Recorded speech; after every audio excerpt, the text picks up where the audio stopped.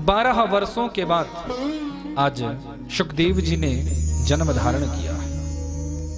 अभी नाल छेदन भी नहीं हुआ है, अपनी नाल को कंधे पे लटकाया और सीधे जंगल को जाने लगे। वेदव्यास जी पीछे दौड़े। एक ऐसा विचित्र बालक जन्म लेकर आया, हमने कोई लाड प्यार नहीं किया, दुलार इसे नहीं किया। 12 वर्षों तक मां के गर्भ में वास किया और मातृ गर्भ में वास करने के बाद ये सीधा जंगल को जाने लगा। तो कातर भाव से वेदव्यास जी पीछे दौड़े हैं कि यम प्रव्रजन्तमनुपेतमपेत कृत्यम द्वैपायनो विरह कातर्या जुहाव पुत्रेति तन्मयतया तरवोऽभिनेदु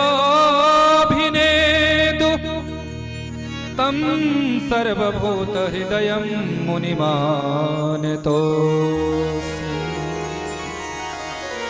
यं प्रव्रजन्तमनुपेतमपेत कृत्यं द्वैपायनो विरह कातर आजुहाव पुत्रेति तन्मयतया तरवोऽभिनेदु तं सर्वभूत हृदयं मुनिमानतोऽस्मि।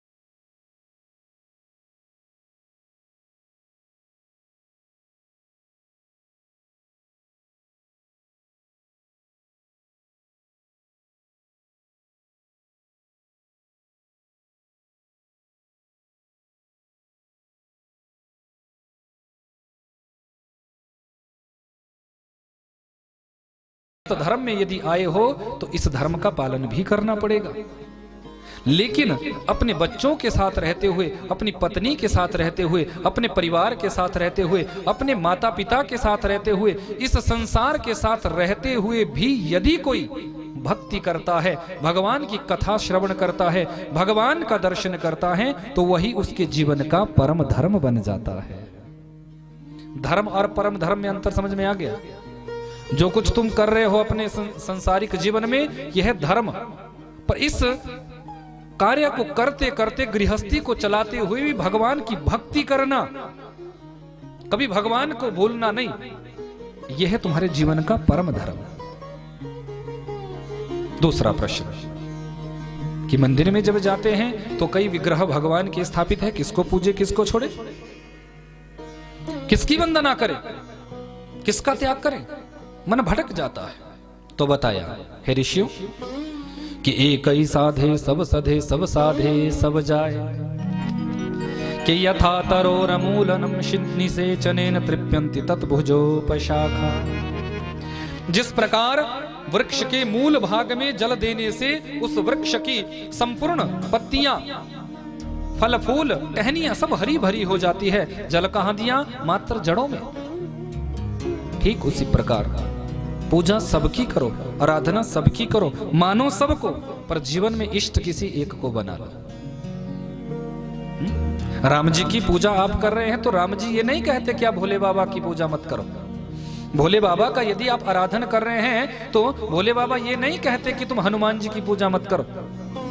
हनुमान जी का यदि तुम आराधन कर रहे हैं तो हनुमान जी कभी ये नहीं कहेंगे कि माता रानी को तुम नहीं पूजो। पूजो सबको, आराधना सबकी करो, क्योंकि हमारे हिंदू वैदिक सत्य सनातन धर्म में 33 कोटि देवी देवताओं की पूजा हमें बताई है। हमें करनी चाहिए। अपनी कुल देवी का पूजन करो, अपने इष्ट आराध्या का पूजन करो, अपने देवी देवताओं का पूजन करो, पर याद रखो इष्ट जीवन में किसी एक को बना लो। जब अपने जीवन में किसी एक को तुम अपना इष्ट मान लोगे तो वही तुम्हारा इष्ट तुम्हारे जीवन में पग पग पर तुम्हारा साथ देगा, तुम्हें कभी गिरने नहीं देगा, हर परिस्थिति में तुम्हारा रक्षण करेगा, हर परिस्थिति में तुम्हारी रक्षा करेगा। अनन्यता वाला भाव तुम्हारे अंदर आ जाए अपने इष्ट के प्रति। कैसा भाव? रुक्मणी जी के प्रसंग में आप श्रवण करेंगे, भगवती रुक्मणी माता कात्यायनी जी की मूर्ति के सामने खड़ी है, भगवती पराम्बा जगदम्बा के सामने खड़ी है, पर रुक्मणी का भाव कितना ऊंचा है कि मां भगवती की उस मूर्ति में भी रुक्मणी को द्वारिकाधीश का ही दर्शन हो रहा है।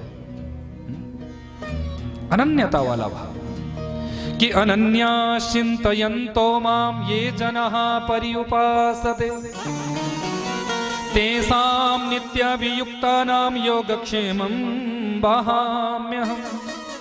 गीता में भगवान ने स्पष्ट किया, अनन्यास चिंतयन्तो माम ये जनः पर्युपासते। जो अनन्यता में डूबकर अनन्यता वाला भाव उत्पन्न करके मेरा पूजन करता है, मैं हर परिस्थिति में उसका रक्षण करता हूं, हर परिस्थिति में।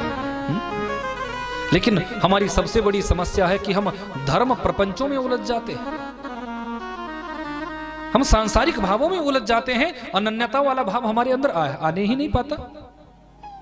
और भगवान का आह्लाद क्या है कि सर्वधर्मान परित्यज्य मामेकं शरणं व्रज अहं त्वा सर्व पापेभ्यो मोक्षयिष्यामि मा शुच।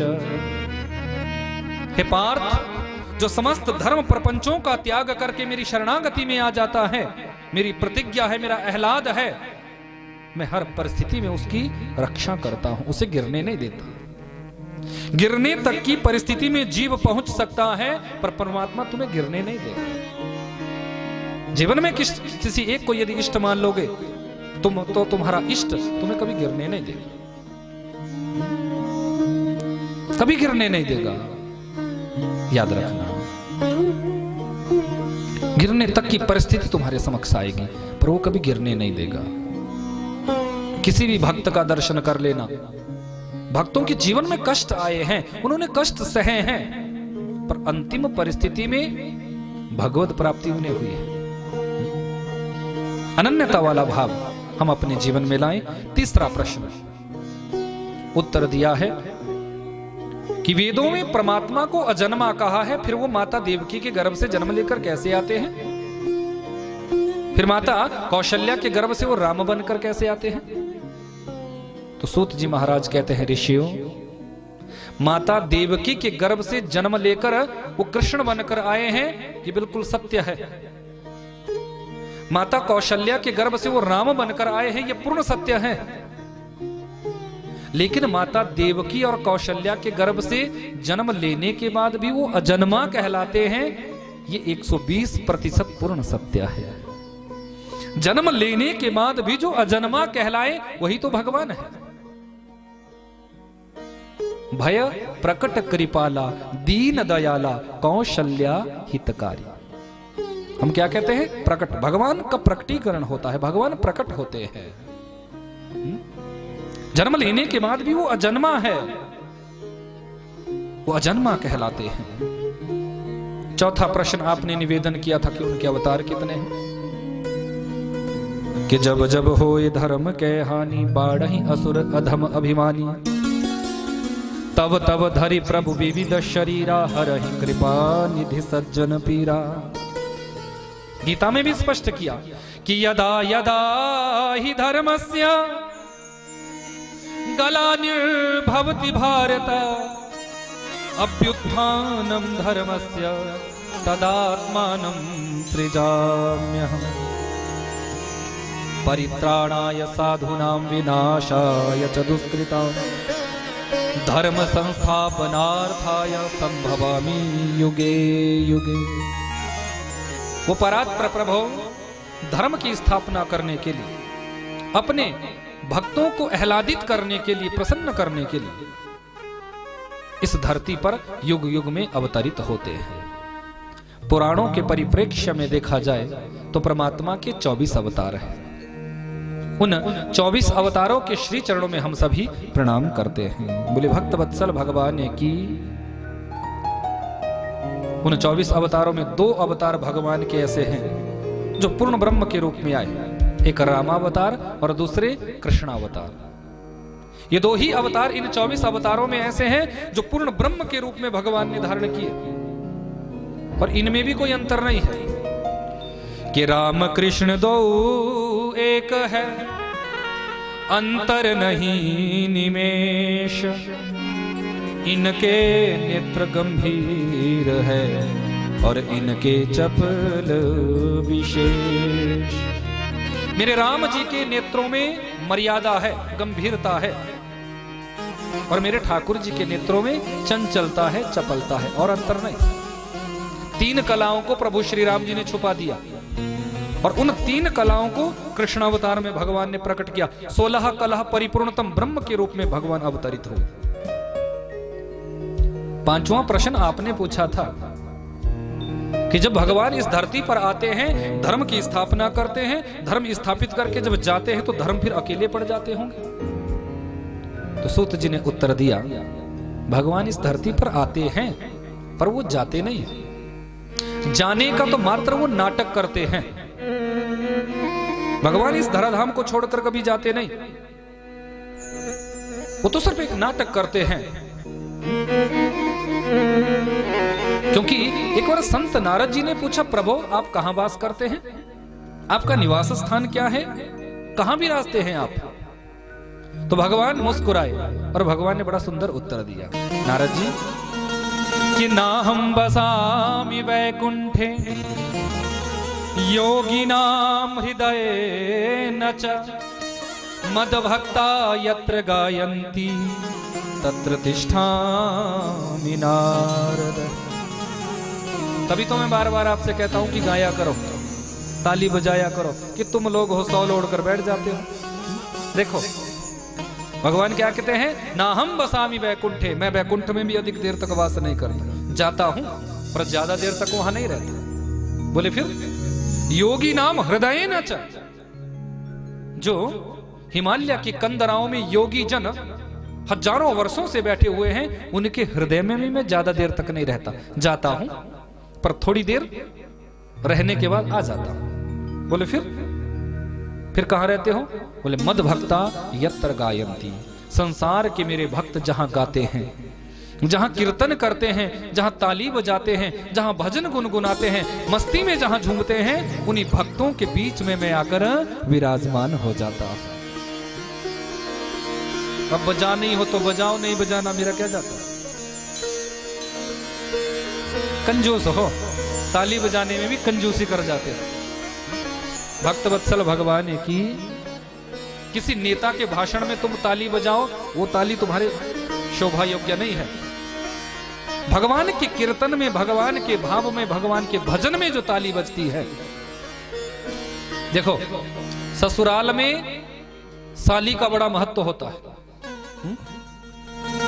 ससुराल यदि साली से विहीन होगा ना तो वो ससुराल कैसा। और भोजन में थाली का महत्व होता है।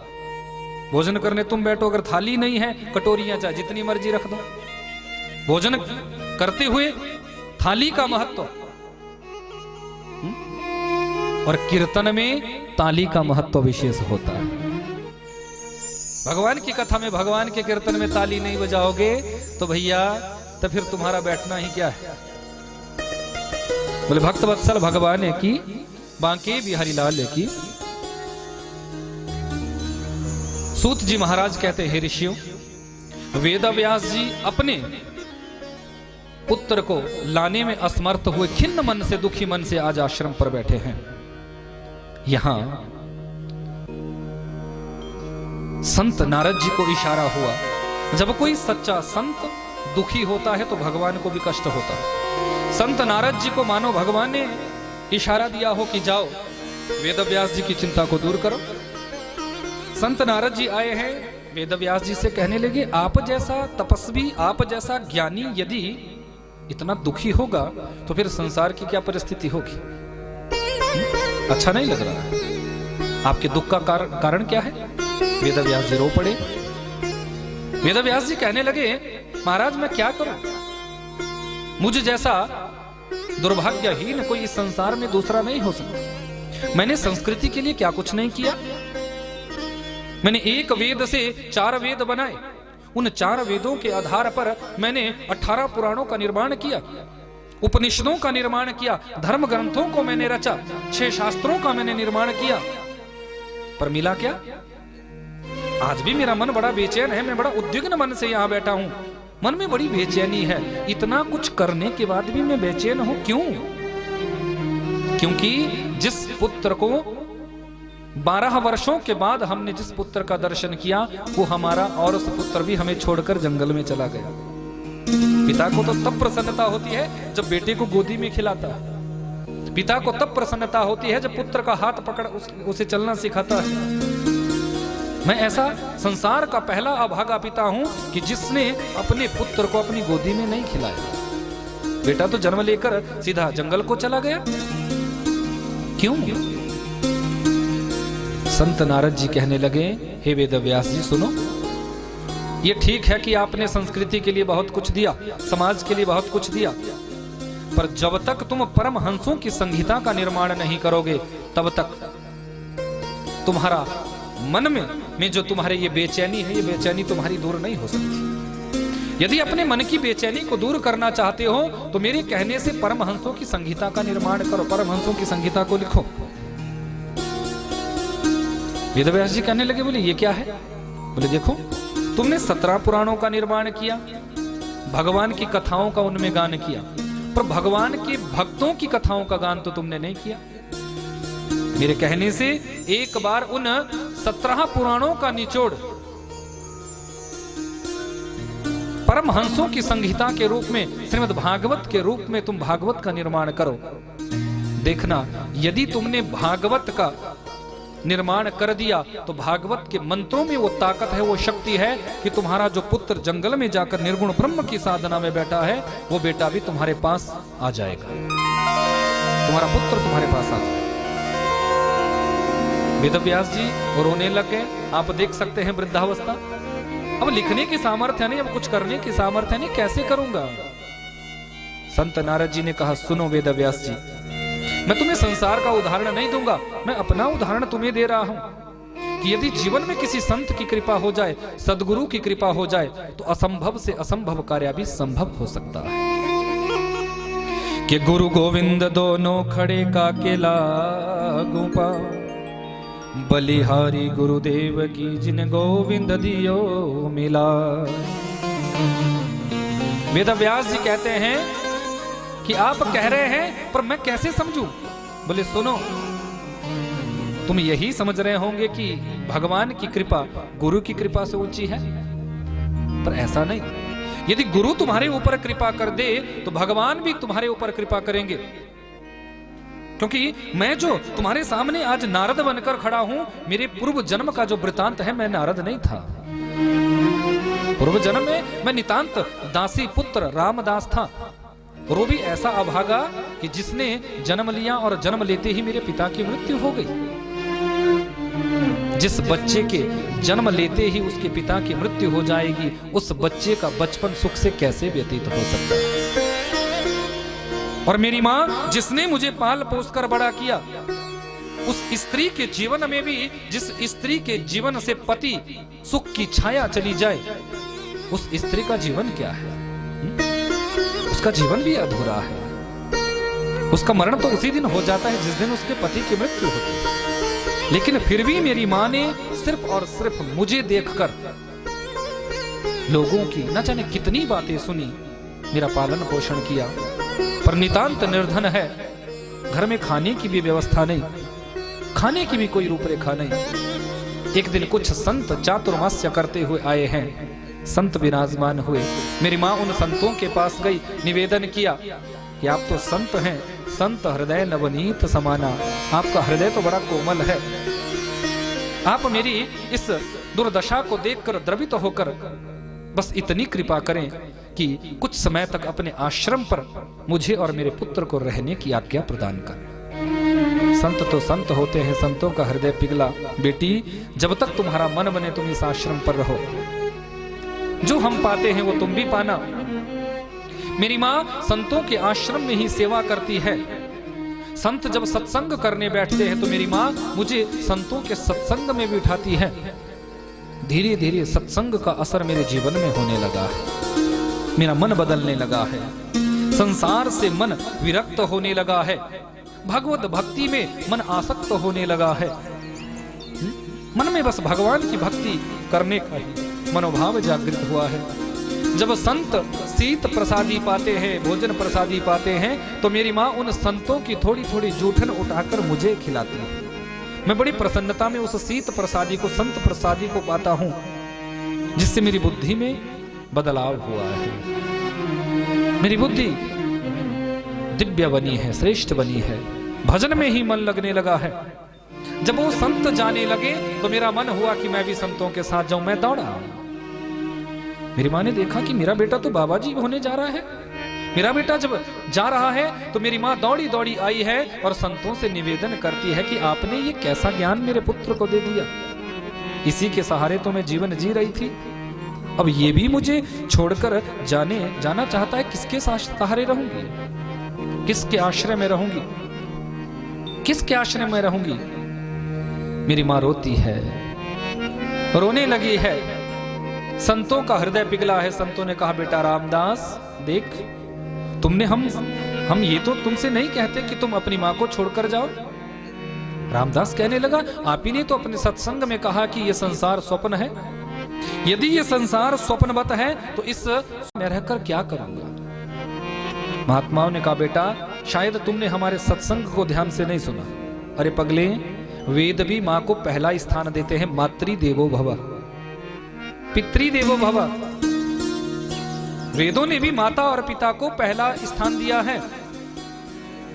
उस माँ को तो छोड़ने की बात कर रहा है। जिस माँ ने तुम्हें लाड प्यार करके तुम्हें इतने प्रेम से पाला है, उस माँ को इस वृद्धावस्था में छोड़ोगे?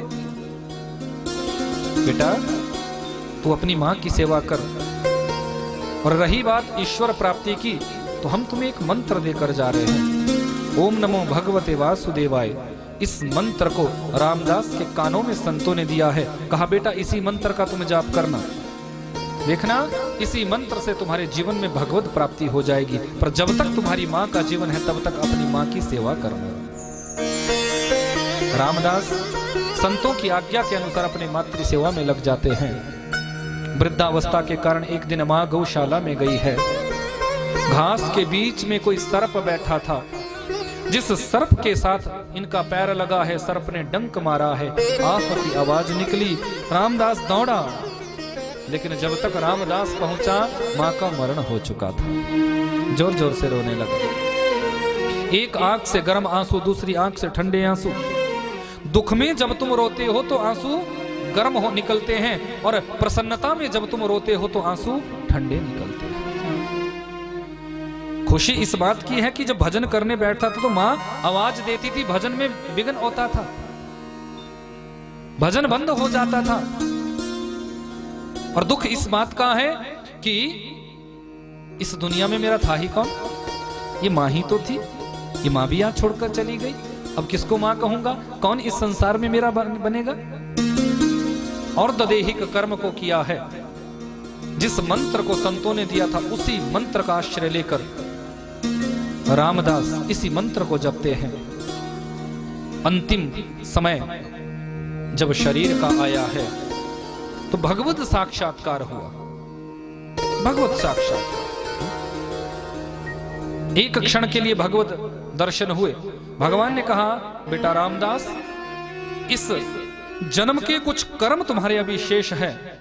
पूर्ण रूप से तुम्हें हमारी प्राप्ति नहीं हो सकती, पर अगले जन्म में तुम्हें पूर्ण रूप से मेरी प्राप्ति हो जाएगी।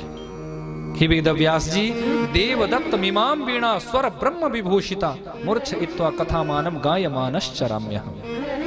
ये जो वीणा आज तुम मेरे हाथों में देख रहे हो, यही वीणा मुझे भगवान ने अहेतुकी कृपा से मुझे प्रदान की और कहा कि हे संत नारद जी, बस इसी वीणा पर तुम मेरा नाम उच्चारित करते रहना, मेरा नाम गाते रहना। संतों की कृपा से, संतों के आशीर्वाद से यदि दासी पुत्र रामदास नारद बन सकता है, तो क्या आप श्रीमद् भागवत की रचना नहीं कर सकते? जरूर कर सकते हैं। वेद व्यास जी चरणों में गिर पड़े हैं, आप कृपा करेंगे तो मैं जरूर करूंगा। आज 4 मंत्र संत नारद जी ने वेद व्यास जी को दिए, वही 4 मंत्र जो नारायण महाप्रभु ने ब्रह्मा जी को दिए थे और ब्रह्मा जी ने वही 4 मंत्र नारद जी को दिए थे। आज वही 4 मंत्र चतुश्लोकी भागवत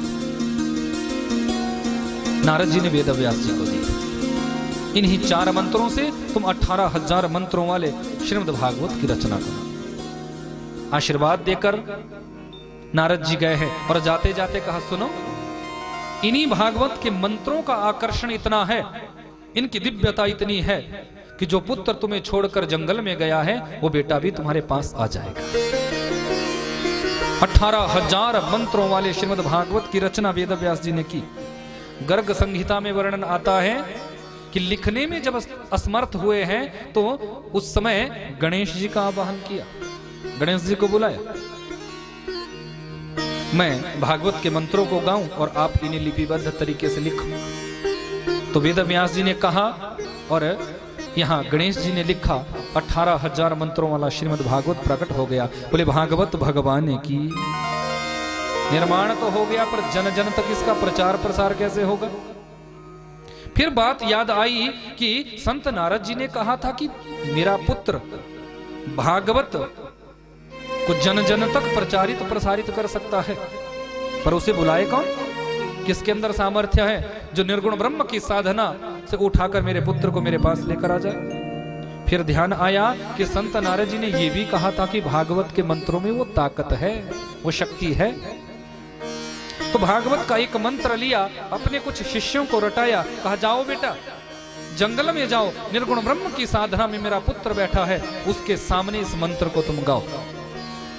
इस मंत्र में मेरे गोविंद की सुंदरता का वर्णन है, मेरे ठाकुर जी की सुंदरता का वर्णन है कि वो कितने सुंदर है, उनकी सुंदरता कैसी है। शिष्य आए हैं और इस मंत्र को गाना प्रारंभ किया है कि बरहा पीड़म नटवर वपुः कर्णयो कर्णिकारम विव्रतवासः कनक कपिशं वैजयन्तीं च माला रंध्रान वेणोरधर सुधया पूरयन गोपवृन्दैः वृंदारण्यम स्वपदरमणं प्राविशद गीतकीर्तिः। इस मंत्र में मेरे गोविंद की सुंदरता का वर्णन है, सुंदरता का वर्णन है। वरहा पीड़म नटवर वपु कर्ण यो कर्णिकारम। बरहा कहते हैं मोर पंख को, आपीड़म जिन्होंने मोर पंख को अपने अपने मुकुट में धारण किया है, अपने शीश पर धारण किया है। कर्णयो कर्णिकारम, व्याकरण की दृष्टि से कर्णयो कर्णिकारम, कान दो और कर्णिकार का पुष्प एक, कनेर।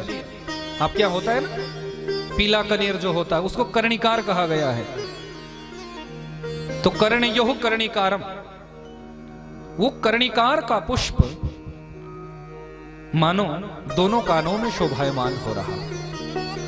वैजयंतीं च माला, वैजयंती माला जिन्होंने अपने कंठ में धारण की है, आप दर्शन कर सकते हैं। रंध्रान वेणु, जैसे ही उनके अधरों पर वेणु का निनाद होता है तो ब्रजमंडल के जितने भी गोप ग्वाल है वो सभी एकत्रित होकर उनका दर्शन करने आ जाते हैं, उनका आनंद लेने लग जाते हैं। अद्भुत है मेरे गोविंद की सुंदरता कि चंदन सा वदन चंचल चितवन, धीरे से तेरा ये मुस्काना। कि चंदन सा वदन चंचल चितवन, धीरे से तेरा ये मुस्काना। मुझे दोष न देना जग वालों, हो जाऊं अगर मैं दीवाना। प्यारे तुम्हारी चितवन ही इतनी आकर्षक है, तुम्हारी चितवन ही इतनी अलौकिक है कि यदि मैं तुम्हें देखकर तुम्हारा दीवाना होता हूं तो मेरा क्या दोष है? तुम सुंदर ही इतने हो, तुम्हारी चितवन ही इतनी अलौकिक है, तुम्हारी चितवन ही इतनी अद्भुत है। मैं जब तुम्हारा दीदार करता हूं तो बस मन करता है कि तुम्हें देखता रहूं, बस तुम्हें देखता रहूं। फिर संसार के किसी दूसरे व्यक्ति से नजर मिलाने की इच्छा नहीं होती।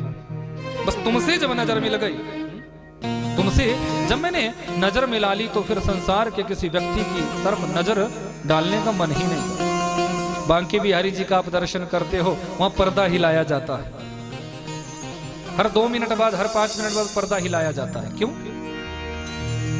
कि उस छवि को तुम अपने हृदय में उतार सको। भगवान की चितवन इतनी आकर्षक है, दर्शन इतना अलौकिक है कि जैसे ही तुम भगवान को निहारते हो मन करता है बस इनको देखते जाए, देखते जाए, देखते जाए।